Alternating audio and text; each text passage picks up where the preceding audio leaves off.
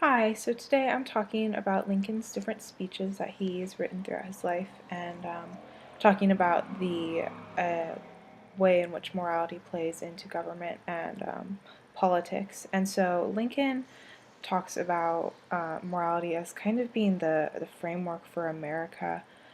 He believes that America can be inherently good, and the way that the citizens achieve that virtue is through following the law. So he's trying to foster a spirit of obedience within them. And it's really, really interesting that he does this, and I think it shows that he knows so much about human nature, and he just like understands the human condition, that humans are prone to follow their passions and do what's pleasurable, and if we were just simply allowed to do that, then we'd kind of run amok, and then everything could be really chaotic, and that could lead to anarchy. Um, so,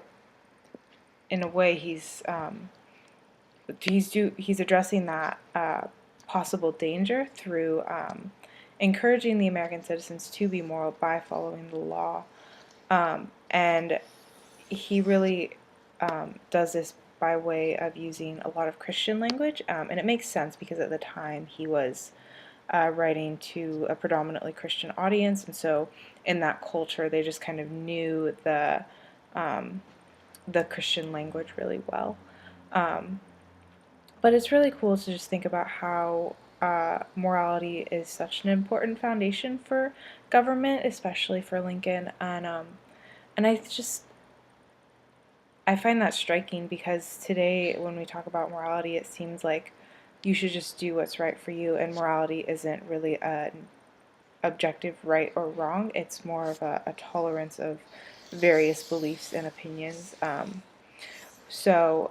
if we compare Lincoln to our own time, Lincoln was in the period right before the Civil War, so they were dealing with a horrible or just a really tense topic of slavery, which I think we would all agree on that slavery is wrong, like objectively wrong, and Lincoln draws on that. America is in this tension of either we're all going to be slave owners or we're going to be a completely free state,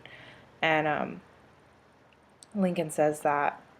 in order we have to be one or the other, we can't choose, and he has this moral logic in which he is able to build his arguments and persuade his audience. But now if we look at a social or political issue, um, say abortion, which is a very heated topic right now, and it wouldn't be a what's objectively right or wrong, but what is the choice, like what right do people have in this. So um, the tension isn't is this good or bad, it's what are the rights that are in play here. So for abortion, it's like what it's are the rights of the mother to make the choice, or what are the rights of the child, like a right to life. And so there's this big sway present day from morality to rights, and rights becomes tolerance, and it's just liberty very loose. Whereas when Lincoln talks about liberty, and he wholeheartedly defends the Constitution of life, liberty, and the pursuit of happiness, he has a very kind of a stricter rein on, he understands what liberty is, and through obeying the law that has been laid down by our founding fathers, a moral law, and he believes that government will always be there to try to continue to create a moral law for the people, um, then can people actually have true liberty. Whereas now we look at liberty as our right, um, and that right is loosely defined, and it's kind of whatever you want to make it, because it becomes a much more individual thing. Whereas when Lincoln was looking at liberty, he was thinking on a national level as an entire country, and now we look at liberty and rights as a very individual thing. And there are individual rights that we should consider, but when it comes to trying to run a nation and to try to govern a nation,